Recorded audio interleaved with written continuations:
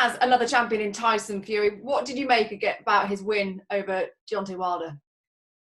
So Britain has another champion in Tyson Fury. I think Britain is doing a great job in the heavyweight division. We are turning over some great fighters. In terms of his win against Deontay Wilder, I said Tyson Fury was tipped to win due to the fact that he went 12 rounds after a long layoff.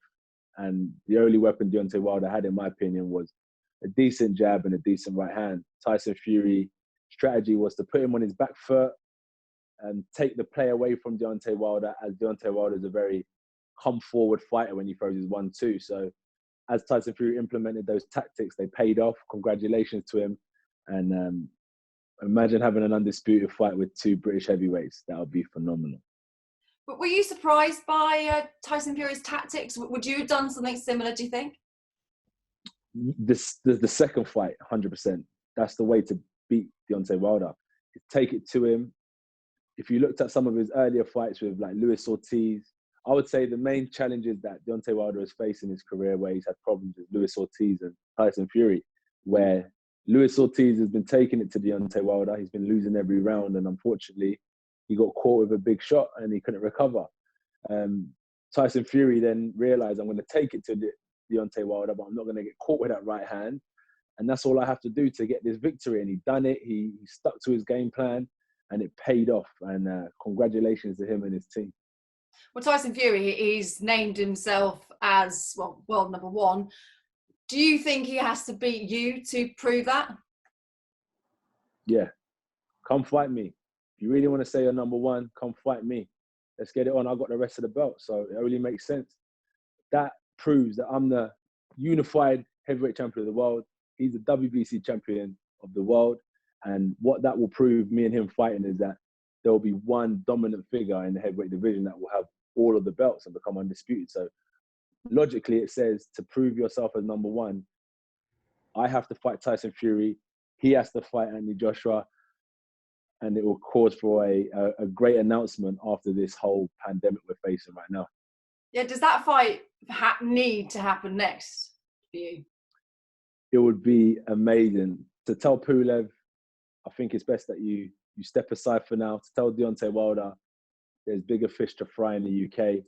So enjoy your Alabama chicken while we get it on and get cracking in the UK. So yes, that fight needs to happen sooner than later, because there will never be a time like this again.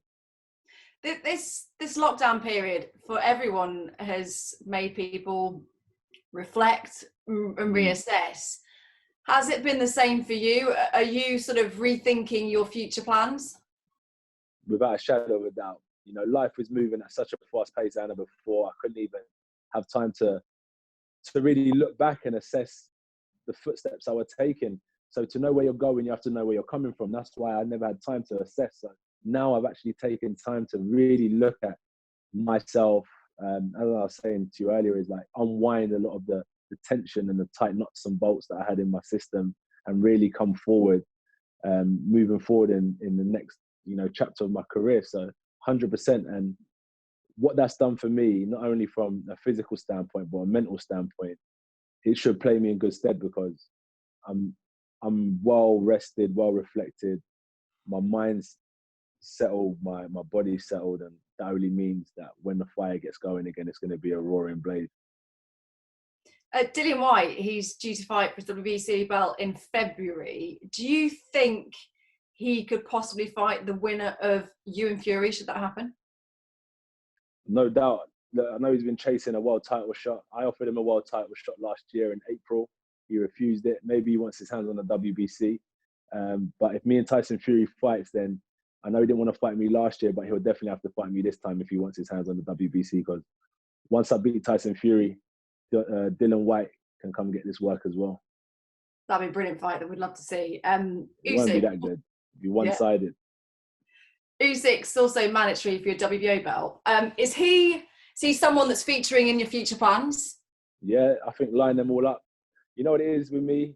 If you look through my resume, I take them all on, and I will be a well-respected heavyweight in this division, knowing that I never ducked a challenge.